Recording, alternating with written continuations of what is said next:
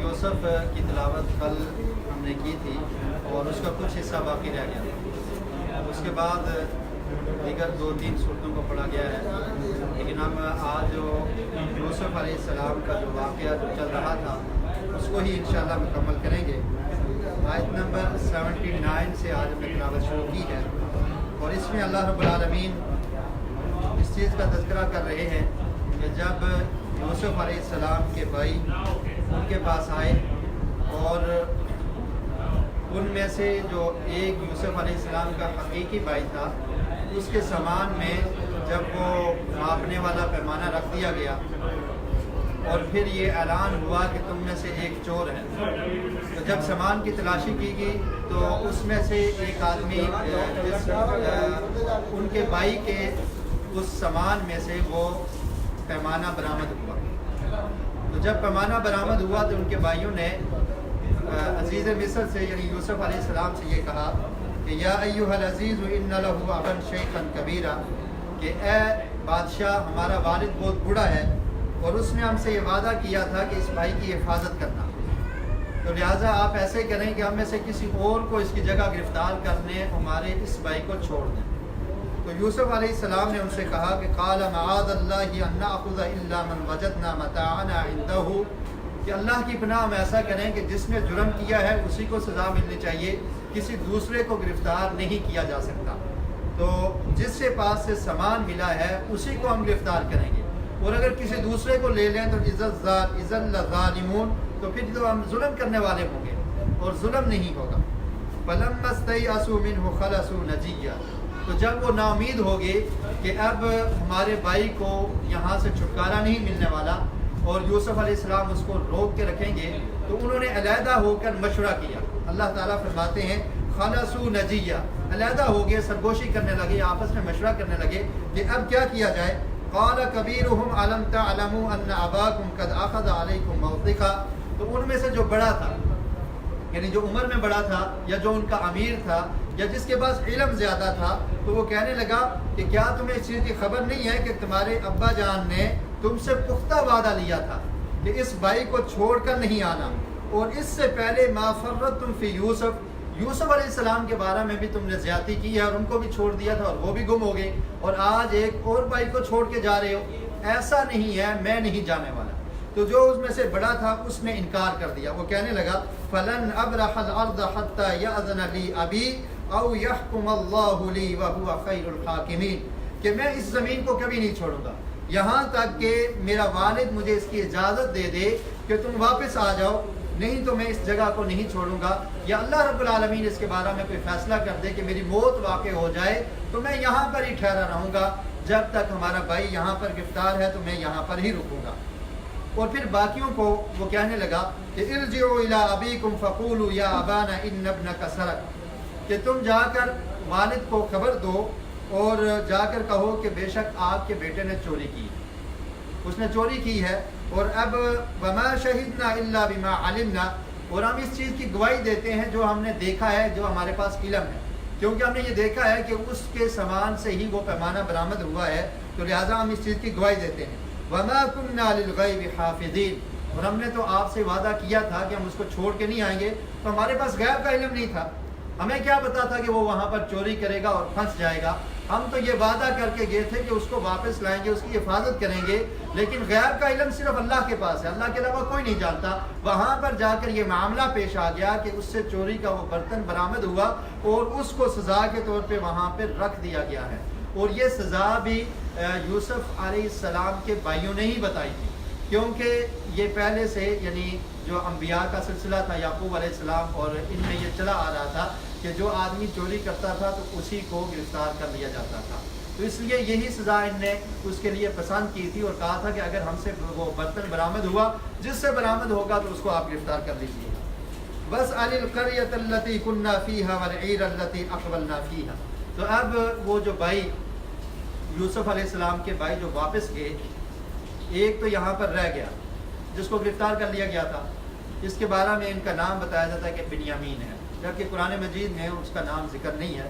یہ اسرائیلیات میں سے نام لیا گیا ہے، جو اسرائیلی روایات ہیں، تو ان پر نہ ان سے ان کی بات کی تصدیق کی جا سکتی اور نہ ہی انکار کیا جا سکتا ہے. تو قرآن و سنت میں اس کے نام کی وضاحت نہیں ملتی. تو بہرحال اس کو گرفتار کر لیا گیا اور دوسرے بھائی نے جانے سے انکار کر دیا کہ میں نہیں جاؤں گا.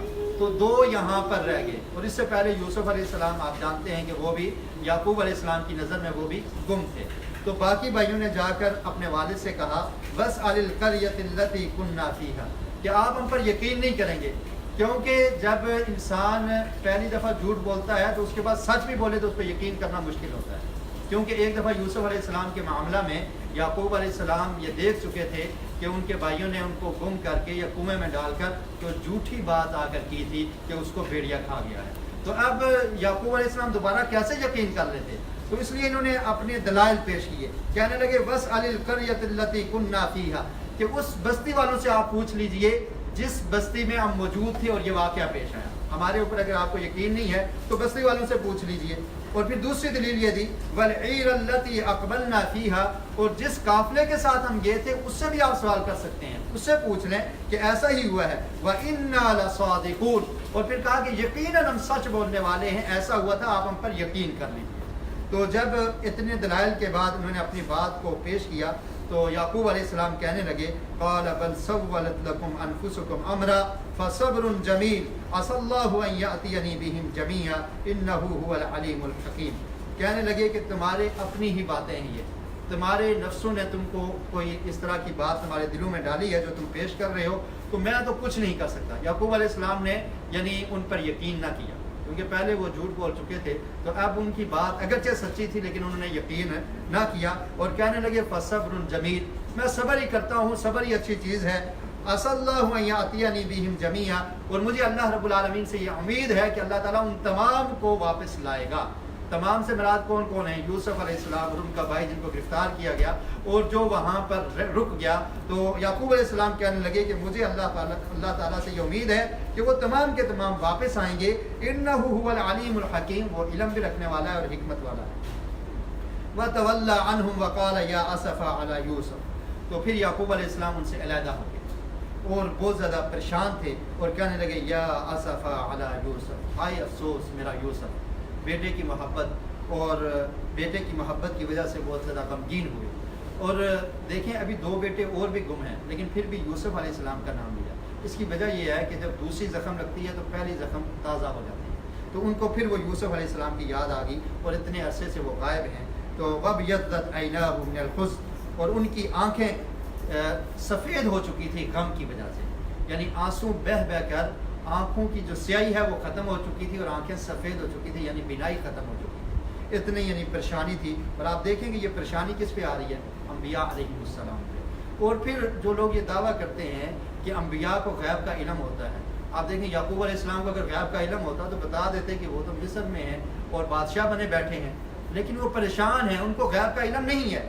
علم اتنا ہی انبیاء کے پاس ہوتا ہے جتنا اللہ رب العالمین نے ان کو دیا ہوتا ہے. جتنا علم دیا ہوتا ہے اس کا جانتے ہیں اور جو علم اللہ نے نہیں دیا اس کے بارے میں ان کو نہیں پتہ ہوتا. تو غم کی وجہ سے ان کے آنسو خشک ہو گئے اور آنکھیں بینائی چلی گئی, آنکھیں سفید ہو گئی. فہو کظیم اور کہتے ہیں کہ وہ غصے کو یا غم کو پینے والے تھے, یعنی شکوہ اور شکایت نہیں کیا کرتے تھے کہ یہ پریشانی ہے یہ پریشانی ہے. کسی آدمی سے کسی لوگوں سے شکوہ اور شکایت نہیں کرتے تھے بلکہ اپنے رب پہ بھروسہ کرتے تھے. قالوا تاللہ تفتأ تذکر یوسف حتی تکون حرضا تو اس وقت جو ان کے گرد موجود تھے, بیٹے تو ادھر گئے ہوئے تھے, تو جو پوتے تھے وہ کہنے لگے کہ آپ یوسف علیہ السلام کو ہی یاد کرتے رہتے ہیں, ہمیں تو یہ خطرہ ہے کہ کہیں آپ ان کی وجہ سے مر جائیں گے, او تکون من الحالکین یا کہیں ہلاک ہو جائیں گے. یعنی اتنا آپ یوسف علیہ السلام کو یاد کرتے ہیں, ہمیں یہ خطرہ ہے کہیں آپ اس غم سے ہلاک نہ ہو جائیں. تو پھر یعقوب علیہ السلام نے کہا انما اشکو بثی وحزنی الی اللہ واعلم من اللہ ما لا تعلمون. کہنے لگے کہ میں کسی اور انسان سے شکوہ اور شکایت تو نہیں کرتا. انما اشکو بثی بے شک میرا غم وحزنی اور میری پریشانی الی اللہ اللہ کی طرف ہے. میں اللہ سے التجا کرتا ہوں, اللہ سے امید لگائے بیٹھا ہوں اور اللہ رب العالمین سے ہی دعا کرتا ہوں. میں اپنی پریشانی کو اور اپنے غم کو اللہ کے سپرد کرتا ہوں. میں کسی کے سامنے اس طرح شکوہ اور شکایت نہیں کرتا. اور یہ دلی طور پہ غمگین ہونا اور آنکھوں سے آنسو جاری ہو جانا اس میں کوئی حرج نہیں ہے. آپ دیکھیے نبی مکرم صلی اللہ علیہ وسلم کا جب پیارا بیٹا فوت ہوا ابراہیم, تو نبی مکرم صلی اللہ علیہ وسلم نے ارشاد فرمایا کہ اے ابراہیم इन्नल ऐना तदमा, कि बेशक आँख से आंसू निकलते हैं, वल्कल्ब यहज़ुन, और दिल बहुत गमगीन है, इन्ना लफ़िराक़िका या इब्राहीम लमहज़ूनून, कि ऐ इब्राहीम तेरे जुदाई पर हम बहुत ज़्यादा गमज़दा हैं। आंखों से आंसू भी जारी हैं, दिल भी गमज़दा है, चाहे बेटा है और इतने अरसे के बाद अल्लाह रब्बुल आलमीन ने बेटा अता किया और फिर भी उसको छीन लिया या वापस ले लिया, तो नबी मुकर्रम सल्लल्लाहु अलैहि वसल्लम ने फरमाया कि हम बहुत परेशान हैं तेरी जुदाई पर। तो गमगीन हो जाना या सदमे की वजह से परेशान हो जाना या आंखों से आंसू जारी हो जाना, इसमें कोई हरज नहीं है, लेकिन वावेला करना, सीने को पीटना, अपने गिरबान को चाक करना, सर पे मारना और इस तरह की आवाज़ें निकालना कि ये क्या हो गया है और इस तरह की परेशानी हम पर क्यों आ गई है, ये मुसीबत हमारे घर ही आनी थी, ये परेशानी हमारे पास ही आनी थी, और इसी तरह मातम करते रहना, जिस तरह मुहर्रम के महीने में भी मातम होता है और दीगर परेशानियों के वक्त, तो इन चीज़ों से नबी मुकर्रम सल्लल्लाहु अलैहि वसल्लम ने मना किया है और फरमाया कि ये जाहिलियत की आवाज़ है, ऐसी आवाज़ ना निकाला करो, ऐसे शिकवे और शिकायत अल्लाह से ना किया करो। तो सिर्फ गमगीन हो जाना या आंसू निकल आना, इसमें कोई हरज नहीं है। तो याकूब अलैहिस्सलाम ने भी यही कहा कि मेरा गम और परेशानी ये अल्लाह की तरफ है, व अअलमु मिनल्लाहि मा ला तालमून, और मुझे अल्लाह ने कुछ इल्म दिया है जो तुम नहीं जानते। वो इल्म क्या था कि याकूब अलैहिस्सलाम को जब यूसुफ अलैहिस्सलाम ने ख्वाब सुनाया था, हमने शुरू में इसका तज़किरा किया कि मेरे सामने सजदा कर रहे हैं 11 सितारे और सूरज और चाँद भी सजदा कर रहे हैं, तो उस ख्वाब की ताबीर उसको पूरा होना था, लेकिन उसके दरमियान में इतना बड़ा वक्फा हो गया और याकूब अलैहिस्सलाम को ये उम्मीद थी कि वो अल्लाह रब्बुल आलमीन ने जो मेरे बेटे को ख्वाब दिखाया था वो लाजमी पूरा होगा, उसमें ताख़ीर हो सकती है लेकिन वो ख़त्म नहीं होगा, वो पूरा लाजमी होगा। तो इस बात की तरफ इशारा है कि मुझे जो अल्लाह ने इल्म दिया है, मैं जानता हूँ तुम्हें इस चीज़ का इल्म नहीं है, और मैं अल्लाह की तरफ ही अपने गम और परेशानी को लौटाता हूँ। और फिर कहा अपने बेटों को, या बनैया इज़हबू फतहस्ससू मिन यूसुफ व अख़ी, कि चले जाओ जाकर यूसुफ और उसके भाई को तलाश करो, फला तयअसू मिन रौहिल्लाह, अल्लाह की रहमत से नौमीद ना हो। कितना अरसा बीत गया है, बाद मुफस्सिरीन ने लिखा है 40 साल, कुछ ने लिखा है 80 साल, और कुछ ने लिखा है 20-21 साल और 8 साल का 18 साल तक भी लिखा गया है, लेकिन ज़्यादा करीने क़यास के मालूम होता है कि 18-20 साल का अरसा था। तो बहरहाल अल्लाह रब्बुल आलमीन ने इस बात को मख्फी रखा है कि कितना अरसा था, लेकिन एक लंबा अरसा था कि यूसुफ अलैहिस्सलाम गुम है और उनकी खबर नहीं है। तो याकूब अलैहिस्सलाम फिर भी अल्लाह से नाउमीद नहीं है, कितना अरसा गुजर गया, उम्मीद लगाए बैठे हैं और कहते हैं कि जाओ मेरे बेटो यूसुफ को और उसके भाई को तलाश करो, वला तयअसू मिन रौहिल्लाह, अल्लाह की रहमत से नाउमीद ना होना, इन्नहु ला ययअसु मिन रौहिल्लाहि इल्लल कौमुल काफिरून, कि जो नाउमीद होते हैं वो काफिर लोग अल्लाह की रहमत से नाउमीद होते हैं, अल्लाह की रहमत से कभी नाउमीद नहीं होना।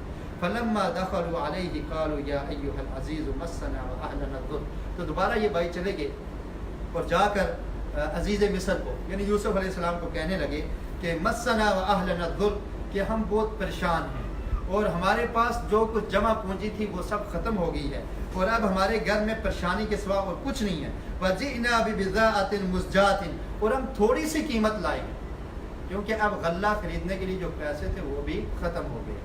और मुफस्सिरीन ने लिखा है कि जो घर की चीज़ें थी वो भी ख़त्म हो गई थी, तो घर में कुछ ना था और कुछ आम सी चीज़ें घर की वो ले आए कि उनको बेच कर तो हम गल्ला ख़रीद के लाएंगे। तो आकर कहने लगे कि हमारे पास तो अब ये जो गल्ला हमने ख़रीदना है इसकी कीमत भी नहीं है, थोड़ा सा माल है, फ़अौफ़ि लनल कैल व तसद्दक़ अलैना, आप हमें पूरा पूरा दे दें, व तसद्दक़ अलैना, और हमारे ऊपर सदका कीजिए कि नफली तौर पे हमें दे दें, हम मोहताज हैं, हमें हम पर सदका कीजिए। इन्नल्लाह यज्ज़िल मुतसद्दिक़ीन, अल्लाह ताला सदका करने वालों को लाजमी बदला देगा। तो हमारे पास माल कम है, ख़रीद नहीं सकते, तो आप हमें माल ज़्यादा दें और हमारे ऊपर सदका कीजिए। जब यूसुफ अलैहिस्सलाम ने ये परेशानी सुनी, ज़ाहिर है अपना घर है और इस तरह की परेशानी और घर के हालात जब बताए उनके भाइयों ने, तो कहने लगे हल अलिमतुम मा फ़अलतुम बियूसुफ व अख़ी, तो ज़्यादा यूसुफ अलैहिस्सलाम ने फिर सब्र न किया बल्कि उस मामले को फौरी ही निपटाना चाहा और पूछा उन भाइयों से कि क्या तुम जानते हो कि तुमने यूसुफ और उसके भाई के साथ क्या सलूक किया था?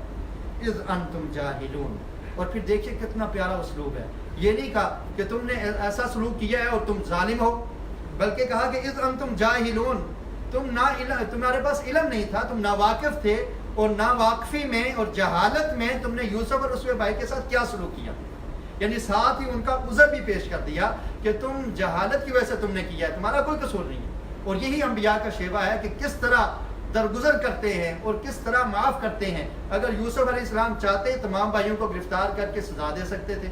بادشاہ ہیں اور ان کو یہ بھی نہیں کہا کہ وہ پریشان ہو جائیں، بلکہ کہا کہ جہالت کی وجہ سے تم سے یہ کام ہوا. یہ نہیں کہا کہ تم نے ظلم کیا ہے، حالانکہ بہت بڑا ظلم ہے بظاہر، لیکن یہ نہیں کہا کہ تم نے ظلم کیا. کہا جو جہالت کی وجہ سے تم سے کام سرزد ہوا تھا، یوسف اور اس کے بھائی کے ساتھ تم نے کیا کیا تھا.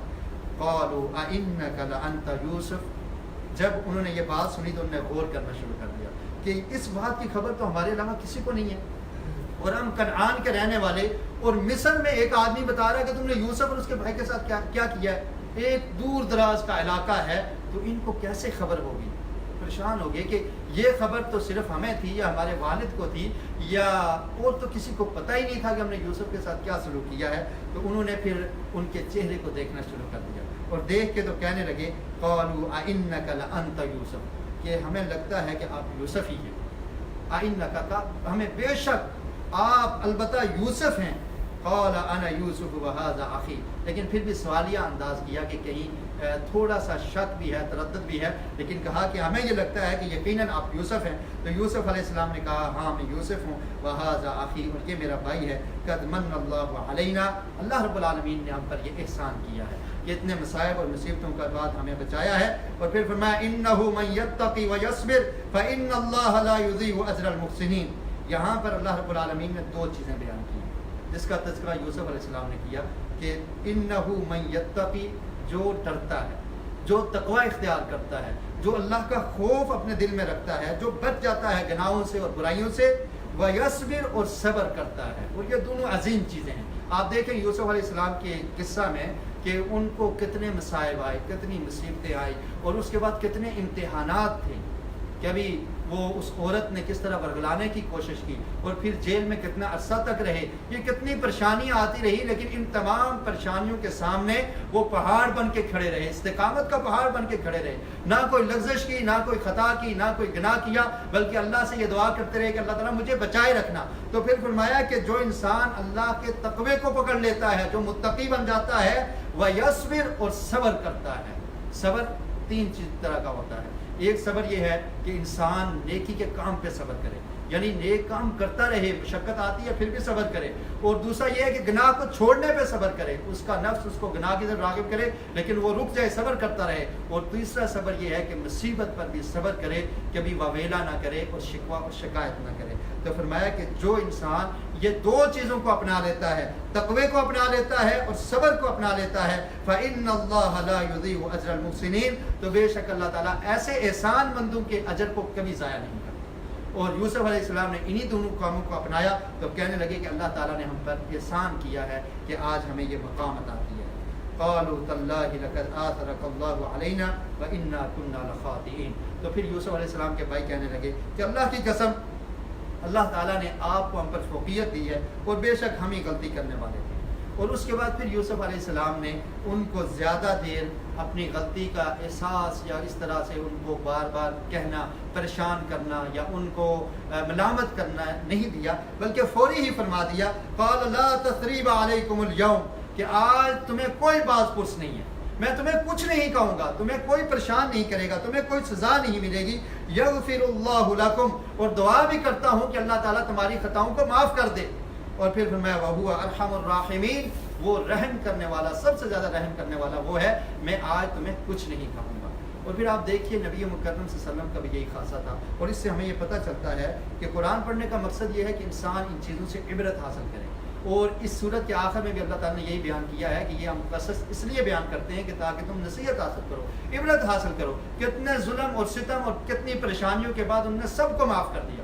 اور پھر آپ دیکھیے کہ نبی مکرم صلی اللہ علیہ وسلم نے جب فتح مکہ ہوا تو اس وقت آپ کے جانی دشمن، آپ کو مکہ سے نکالنے والے، آپ کو اس بستی سے جہاں پر آپ کی پیدائش ہوئی، جس کو چھوڑتے وقت پیارے رسول نے کہا کہ مکہ تجھے چھوڑنے کو جی نہیں کرتا، لیکن تیری بستی کے رہنے والے لوگ مجھے یہاں پر رہنے نہیں دیتے.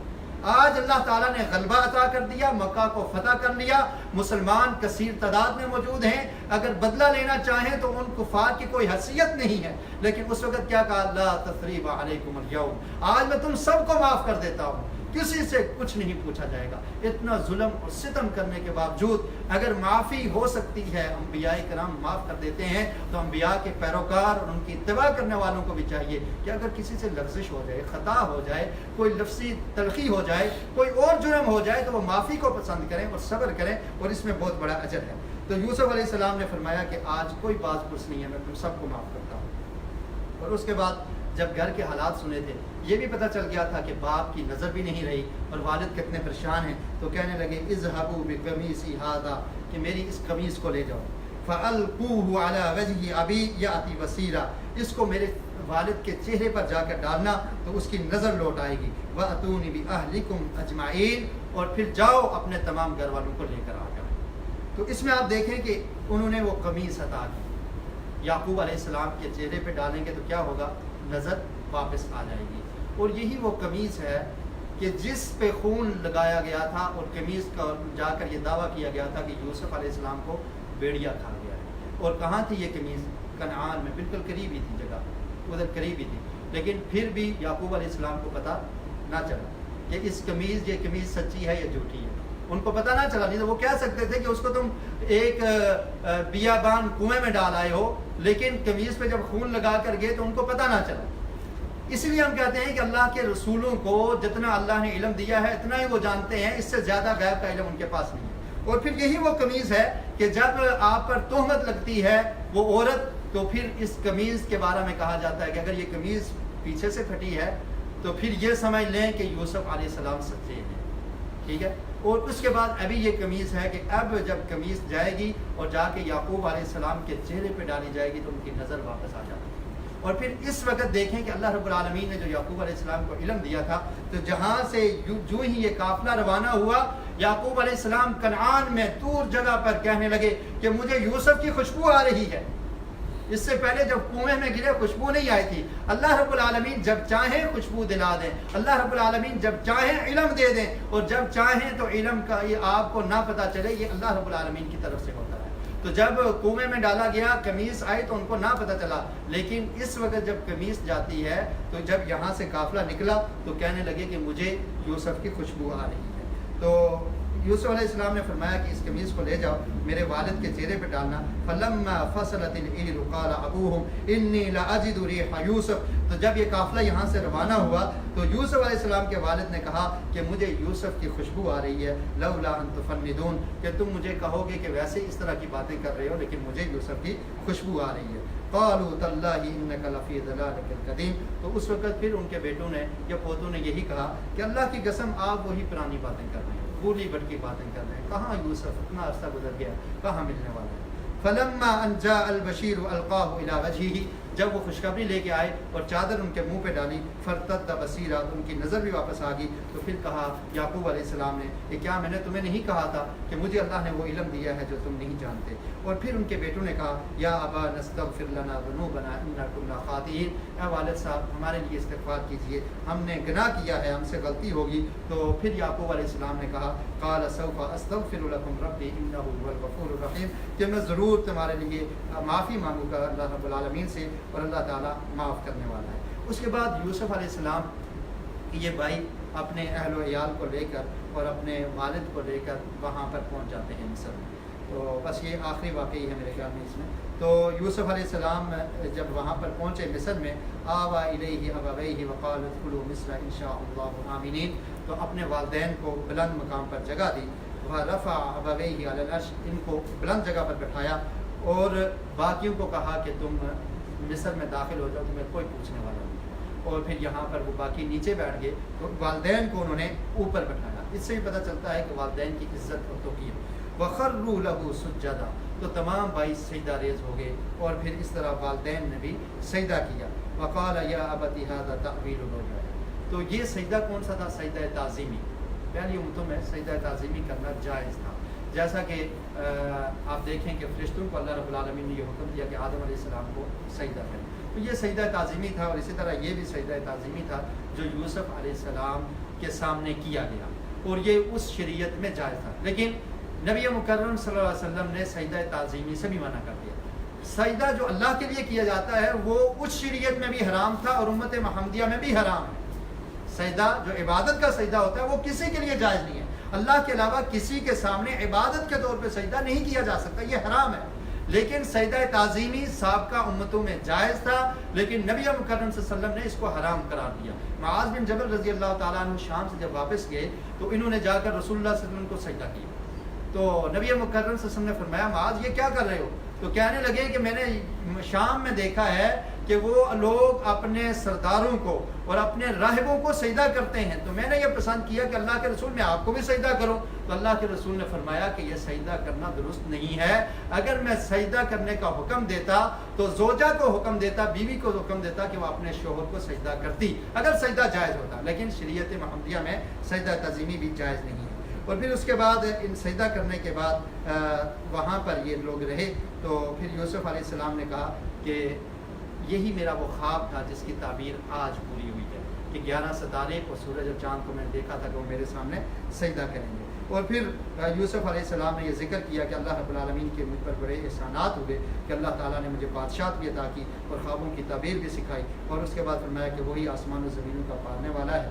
اور فرمایا وما اکثر الناس ولو حرصت بمؤمنین. تو یہ واقعہ بیان کرنے کے بعد اللہ رب العالمین فرماتے ہیں ذالک من انباء الغیب نوحیہ الیک, کہ اللہ کے رسول یہ غیب کی خبریں ہیں جو ہم نے آپ کو بتائی ہیں. یعنی نبی مکرم صلی اللہ علیہ وسلم کو بھی ان کا علم نہیں تھا. اللہ تعالیٰ فرماتے ہیں کہ یہ غیب کی خبریں نوحیہ الیک, ہم آپ کی طرف وحی کرتے ہیں.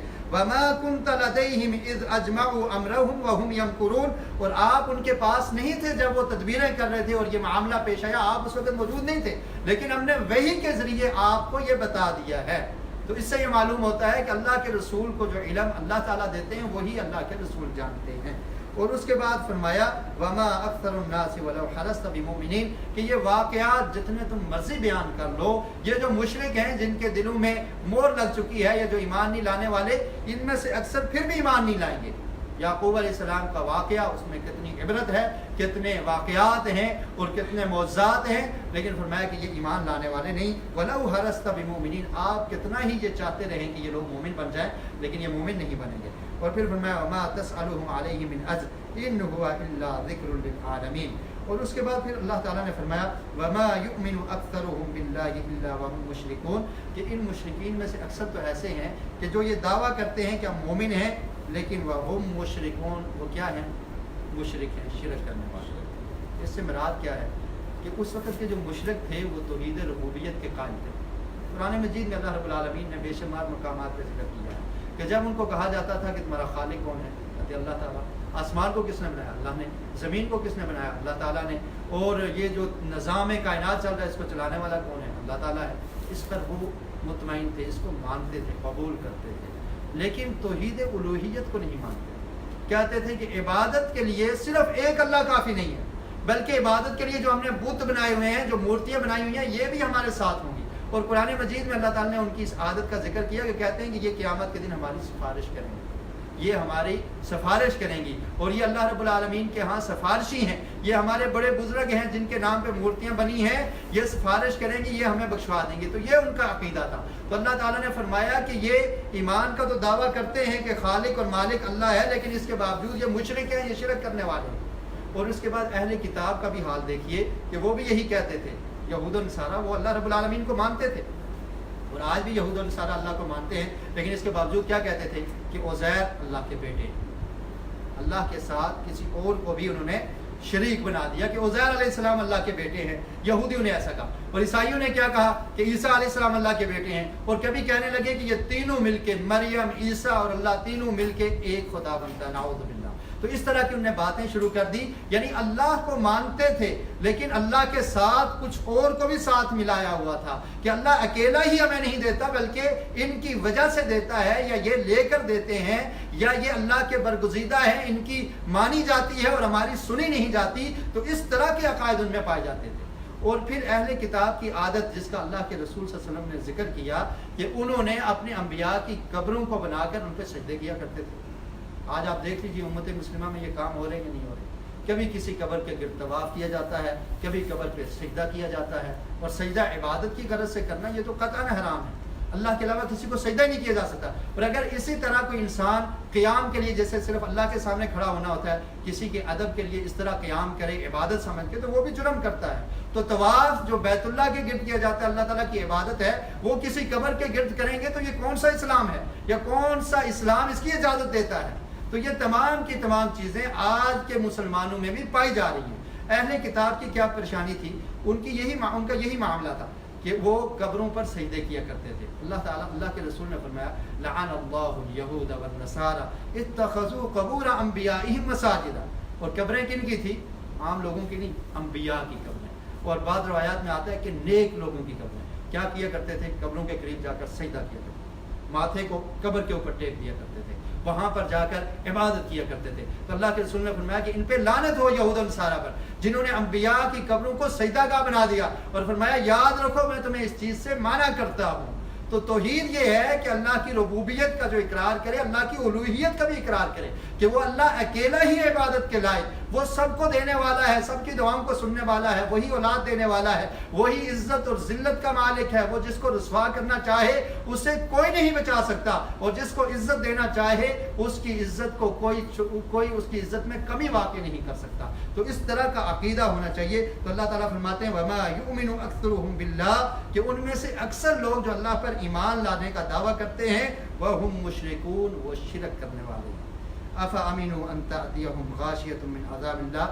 اور پھر اللہ تعالیٰ نے فرمایا کہ کیا یہ لوگ بے خوف ہو چکے ہیں کہ اس قدر آیات اور بینات آنے کے بعد ایمان نہیں لاتے اور شرک کرتے ہیں کہ ہمارا عذاب ان کے پاس آ جائے اور یہ سو رہے ہوں, یا او تأتیہم الساعۃ بغتۃ, اچانک آ جائے ان کو اس کا شعور ہی نہ ہو.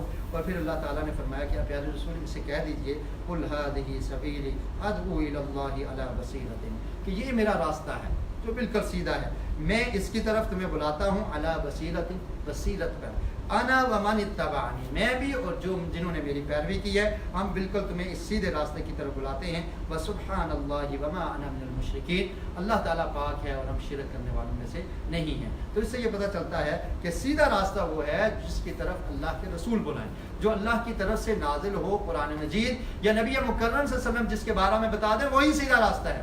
اس کے علاوہ اس سے کوئی چیز ہٹ کر ہوگی, اس کے علاوہ کسی اور کی بات کو اپنے اوپر نافذ کرنا ضروری سمجھنے والا یہ کہے کہ میں کامیاب ہو جاؤں گا, تو وہ بھول میں ہے, وہ کامیاب نہیں ہونے والا. کامیاب وہی ہوگا جو بالکل سیدھے راستے پہ چلتا ہے, جس کے بارے میں اللہ کے رسول نے فرمایا کہ کہہ دیجیے, اللہ تعالیٰ نے فرمایا کہ پیارے رسول آپ کہہ دیجیے یہ سیدھا راستہ ہے جس کی میں دعوت دیتا ہوں اور میرے ماننے والے صحابہ کرام دعوت دیتے ہیں. تو اس طرح سے اللہ رب العالمین نے اس صورت کو بیان کیا نبی مکرم صلی اللہ علیہ وسلم کے لیے. اور پھر فرمایا لقد کان فی قصصہم عبرۃ لأولی الالباب, کہ ان واقعات اور قصص میں لوگوں کے لیے جو عقل والے ہیں ان کے لیے عبرت ہے. اور پھر فرمایا ما کان حدیثا یفترا, کہ یہ ایک عام بات نہیں ہے کہ کسی نے گھڑ کر تمہیں سنا دی ہے, ولکن تصدیق الذی بین یدیہ وتفصیل کل شیء وہدی ورحمۃ لقوم یؤمنون, یہ تصدیق شدہ بات ہے, اور اس کی تصدیق پہلے لوگوں نے بھی کی ہے, پہلی کتابوں میں موجود ہے, اور اس میں ہر تمام تفصیل بیان کر دی گئی ہے, اور یہ ہدایت ہے اور رحمت ہے